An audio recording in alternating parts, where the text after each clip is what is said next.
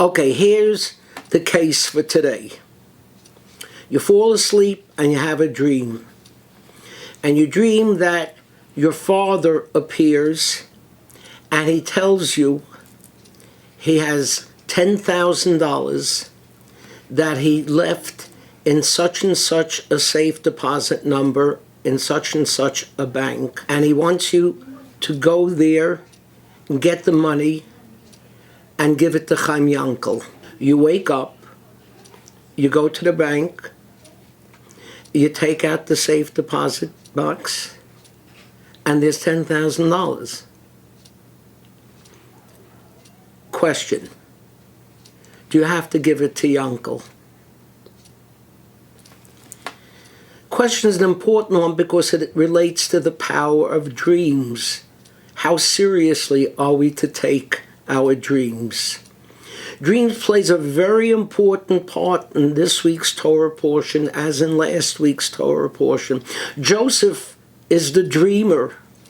Joseph got into trouble because of his dreams. And then when he's in prison, the baker and the wine butler of Pharaoh have a dream, and Joseph interprets it. And later on, the butler tells Pharaoh, who has a dream, that Joseph can interpret it, and Joseph interprets it, and it turns out to be correct. So it would seem that from the perspective of the Torah, dreams are very real. And in fact, you should know that the Talmud tells us that when God stopped prophecy, he continued to speak to us through dreams. So it seems that dreams are very real. And yet, in the case I just told you, what do you do with the money? Do you have to give it to Chaim Yankel? The Talmud says no. Even though it seems as if everything in the dream was real, we don't depend on dreams. Ein ma'alin ve'ein moridin.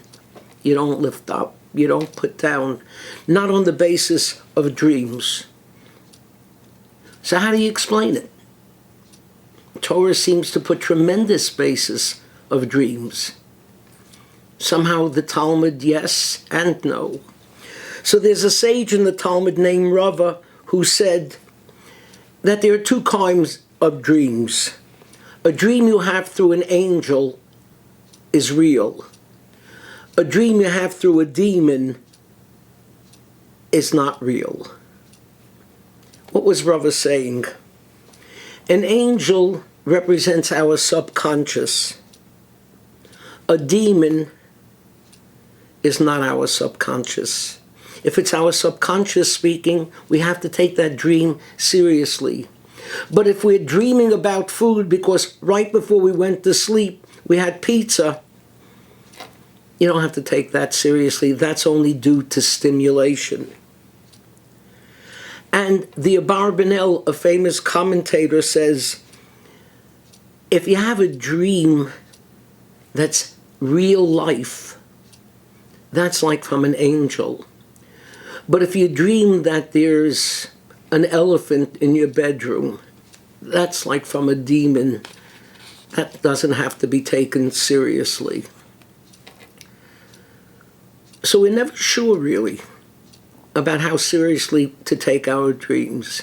And that's why in Jewish tradition, if you have a dream and it really, really bothers you, there's a way of going to three people and having them serve as a beis din, a court, who will remove the contents of the dream from your consciousness so that you shouldn't have to worry about it. But a famous halakhic commentator, the Aruch HaShulchan, says, it's good to do that. But if a person comes and does it too often, he shouldn't take his dreams so seriously.